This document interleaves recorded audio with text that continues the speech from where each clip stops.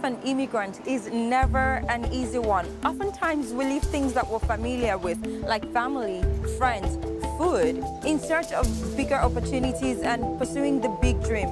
Join us today as we share the amazing stories of people who have made that kind of leap.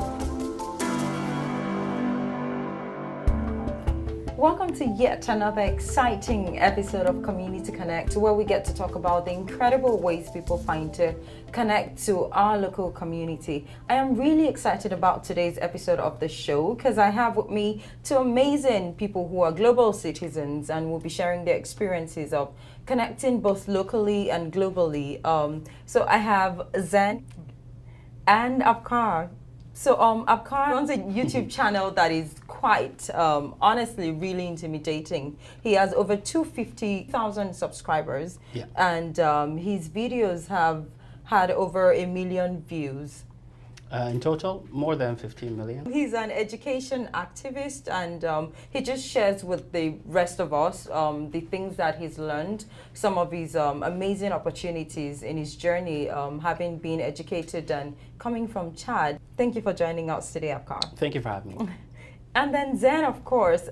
Zen moved with his immediate family to Canada from Pakistan at the age of 13, and now Zen is a father. He's also the chair of the World Partnership Network here in Victoria. It's a local charity that raises money to support the Aga Khan Foundation.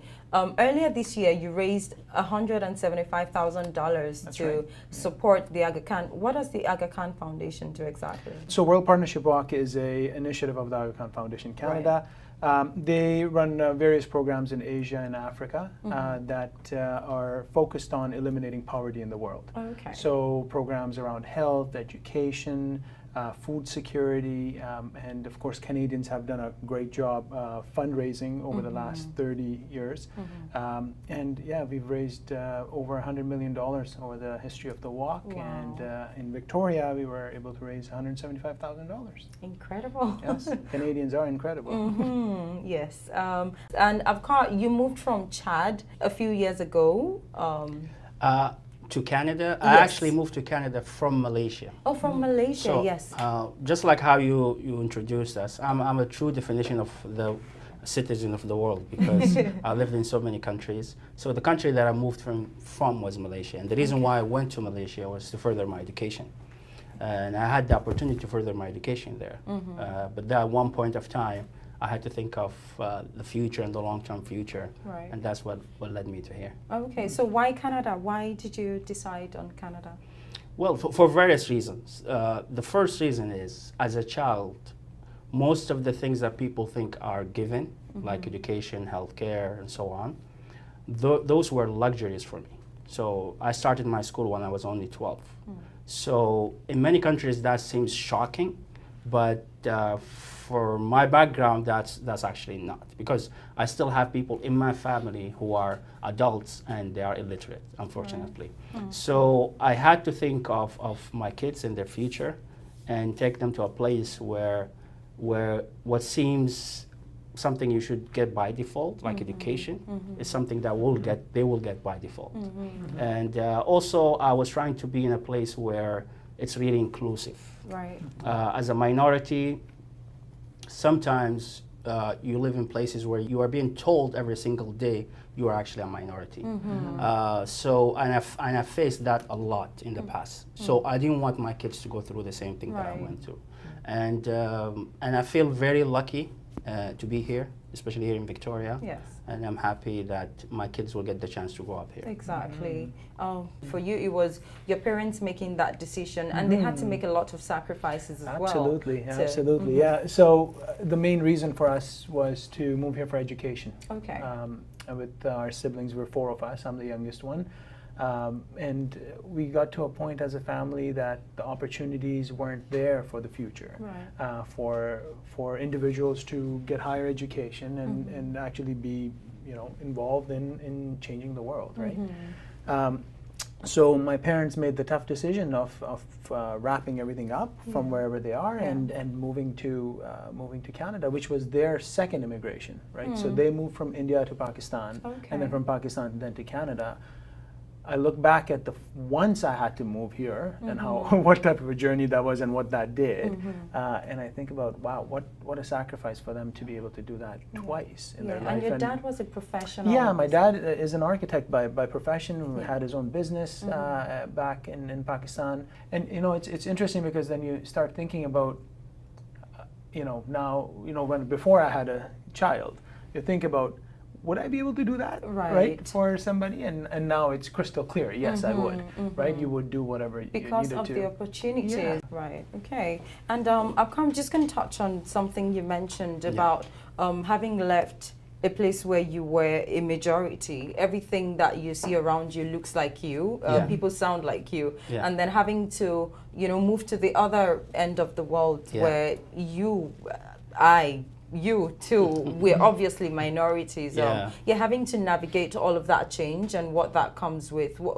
Are there like specific instances where you had to make tough choices and just really dig your heels in? Honestly, it's very difficult. But what made it easy for me is that I had my goal very crystal clear. Right. I knew exactly why I was leaving. I knew exactly what I wanted to achieve. I didn't know how I'm going to achieve it. I learned that throughout the years, but because I had my goal crystal clear, all those things seemed really secondary. I didn't mind it. I had to live with it. I understood because I needed to reach to a place where I can achieve my goal and develop myself. And when I do that, I knew then I would have the luxury of having choices. Right. And when I had those choices, I had to choose what's best for me and my family. Right. And then, so coming from Chad, your first language is in English, of course. No, of course. I mean, so my first language, at home we were speaking two languages. Okay. We were speaking Arabic and we were speaking Dazaga. Okay. Dazaga is my tribe's language. This is the language that I communicate with my parents until now. Okay. So these two languages were the main languages spoken at our households.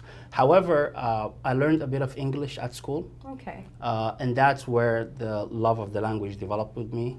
And that's where I decided I want to study university in English as well. And that's what led me to Malaysia, because it seemed at that time the best option for me in terms of price point, in terms of opportunities, because I was going to study in English there. The price is a fraction of what you will pay in, let's say, in Canada or the US or the UK. For Zen, are there like specific things specific challenges that you had to? It was interesting. I was just reflecting on how I got here and Apkar, your story, and it's fascinating to hear. Like you were like focused on where you wanted to and what you wanted to do. For me, it was very, very interesting because I was so young, just teenager, right? Just dealing with the teenage times. I really didn't think about the notion of other, right? When I was leaving Pakistan, it was, oh yeah, we're moving as a family, so we've got our pod, right? And we're moving together, and we're gonna go to this place, and it's gonna be fabulous, and it is a fabulous place. The realization of otherness and difference started when I got here, and it wasn't very apparent in the beginning, but as I went through school, I went through, you have different experiences when you're just trying to socially integrate into the community. Yes. Then you learn is that, people's questions. I remember distinctly somebody asked me a question at one time. They said, "Do you have TVs in Pakistan?" Oh my! I've heard things like, "Do you live with giraffes? Do you see zebras every time?" And it's interesting because at that time I'm like, "Of course we do. What do you, what do you mean?" Or your English is really good. I'm like, "Yeah, we speak English." Yeah, exactly. And at that time you're like, "Oh, well, when you don't know anything about the world." And now that you look back at it as an adult, when I look back at them, going, those were questions that people were trying to ask in the best possible way they knew how to ask about understanding you, right? Going through high school was very interesting as an immigrant. I can imagine. I didn't come here as a teenager. I was in my mid-20s when I decided to make that move. And even at that point, there were lots of things I needed to adjust to. When people ask me, what do you miss about Nigeria? One of the first things I want to say is, I miss the craziness. I miss the chaos. It's like so different. Like around here, people are so organized. The system is very, I mean, certain things about being Nigerian doesn't work for me in terms of the economy, the politics, and all of that. You'd never get a perfect setting. It's just for you to make do with whatever you have. And that's what I had to do coming here as well, like having to, you know, learn and just make that adjustment. Something that I'm sure rings true for all of us would be immigrants being perceived as needy people. Is that an experience that you've had? Not directly to my face. Okay. However, I can sense it sometimes. Right. Sometimes in the body language and how people interact with you, you can sense they feel that you actually came to take the job or you came to get a handout. But what they don't realize is that we came as established professionals. Exactly. We came with qualifications. Exactly. I have to also sometimes not blame them for thinking that because there is a huge lack of education. A lot of people don't realize that an immigrant, when they come in, they bring cash with them. Yes. They bring their qualification with them. A lot of companies and even countries, they pay for professionals to come to work with them because human resource is the most important resource. Right. And also, we are all taxpayers, we're paying taxes, we are contributing to the economy.